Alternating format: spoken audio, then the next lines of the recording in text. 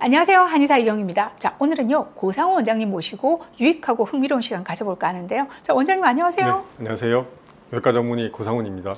자, 저희가 이렇게 다양한 정보를 드리기 위해서 방송은 하고 있지만 사실 어디까지나 치료자 입장에서 정보를 드리는 거잖아요. 어떻게 보면 환자분들의 정말 가려운 부분을 잘 긁어드리지 못할 수도 있겠다 싶어요. 그런데요, 고상훈 원장님께서는 저희 CS에 합류하시기 전에 이미 안묘양병원을 오랫동안 운영해 오셨거든요. 그래서 많은 환자분들을 치료해 오시면서 환자분, 가족분들이 정말 궁금해하시는 저희가 잘 예상하지 못했던 질문들을 미리 정리를 해봐 주셨습니다.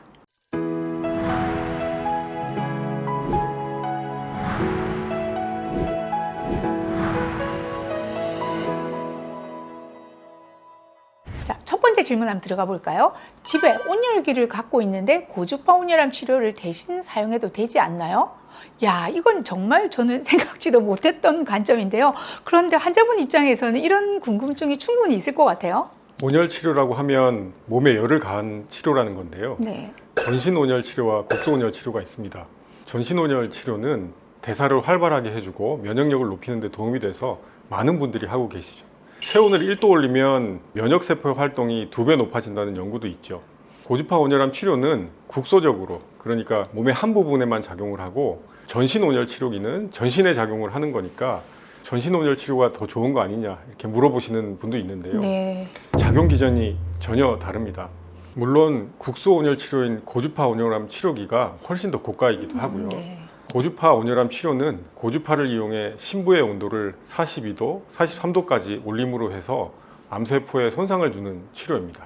받아보신 분들은 아시겠지만 이 42도, 43도 하면 꽤 높은 온도거든요. 자, 그러면서도 정상 조직에는 손상을 주지 않아야 하니까 전신 온열 장치보다 더 난이도가 높은 기계일 수밖에 없겠습니다. 자, 환자분들 입장에서는 그냥 열을 쬐는 기계 정도가 아닐까 생각하시겠네요. 네, 맞습니다. 암세포와 정상세포가 서로 성질이 다르다는데 착안을 한 건데요.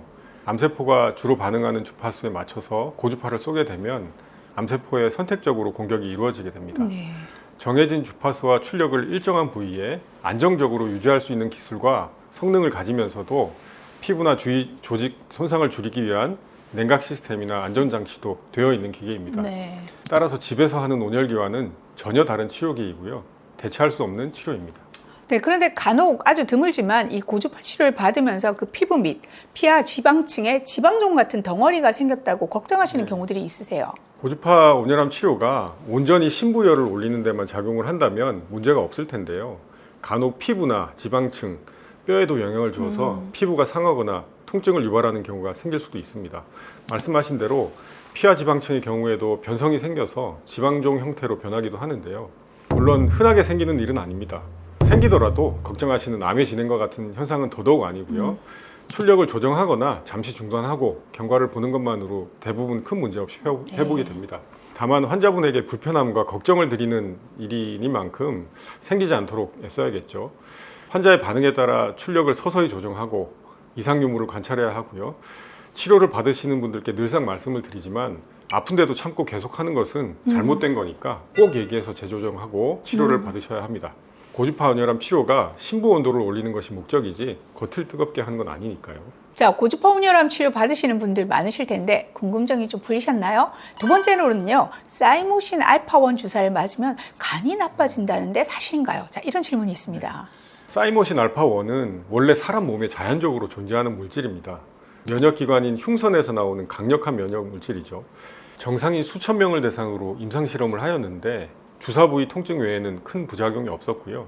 우리가 맞는 사이모신 알파1 1.6mg의 10배인 16mg을 4주간 주 2회씩 투여한 실험에서도 이상 반응이 없었던 것으로 보고되는 아주 안전한 약물입니다. 네.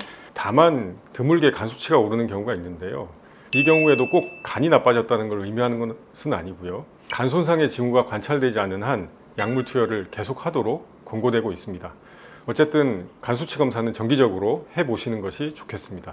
네, 그런 경우라고 하더라도 뭐 사이모신의 부작용이라기보다는 개별적인 특이성으로 봐야 하지 않나 싶은데요. 다음 질문은 면역 치료를 하시는 분들에게 가장 많이 받는 질문 중 하나인데요. 미슬토 주사를 맞으면 가렵고 아파서 고생한다던데, 자, 계속 참으면서 치료해야 하나요?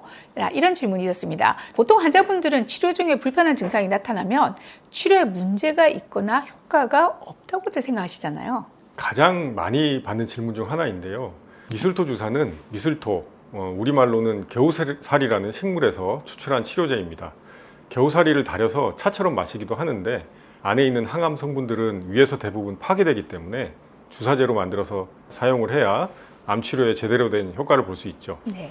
그런데 이 주사가 한동안 환자를 불편하게 만들 수 있다는 문제가 있습니다. 주사를 맞은 부위가 빨갛게 되면서 붓고 때로는 멍울이지기도 하고 아프기도 하죠. 어떤 경우에는 체온이 경미하게 오르기도 하고 나른해지거나 어지럽고 심하면 감기 몸살 같은 현상이 보이기도 합니다. 하지만 이러한 현상들은 환자의 면역 반응을 나타내는 것이며 대개 증상은 해가 되지 않습니다. 몸이 주사에 잘 반응하고 있다는 걸 나타내는 바람직한 현상이죠. 면역 반응이라면 오히려 아무리 맞아도 전혀 반응이 없어, 이게 더 문제일 수 있겠습니다. 자, 나에게 도움이 되는 치료가 맞나 하는 고민은 접어주셔도 될 것 같은데요. 그렇죠. 그리고 다행인 점은 이러한 반응이 처음에는 심하게 나타나더라도 맞다 보면 몸에 적응이 돼서 점차 줄어든다는 점입니다. 또 치료 방법에 있어서도 처음부터 용량을 높게 주사하지 않고 아주 낮은 용량부터 주사하기 시작해서 조금씩 단계를 높여가면서 치료를 진행하게 되죠. 반응이 심한 분들은 반응 정도를 봐가면서 천천히 증량 정도를 조절하기도 합니다. 주위에서 미슬토 주사를 맞으면서 불편해 하시고 힘들어 하시는 분들을 보고 질에 포기하시는 분들도 많으시는 것 같은데요. 잘 적응해서 장기간 잘 맞고 계시는 분들의 경우에는 최고 용량에도 별 문제 없이 치료받고 계시는 걸 볼 수 있을 겁니다.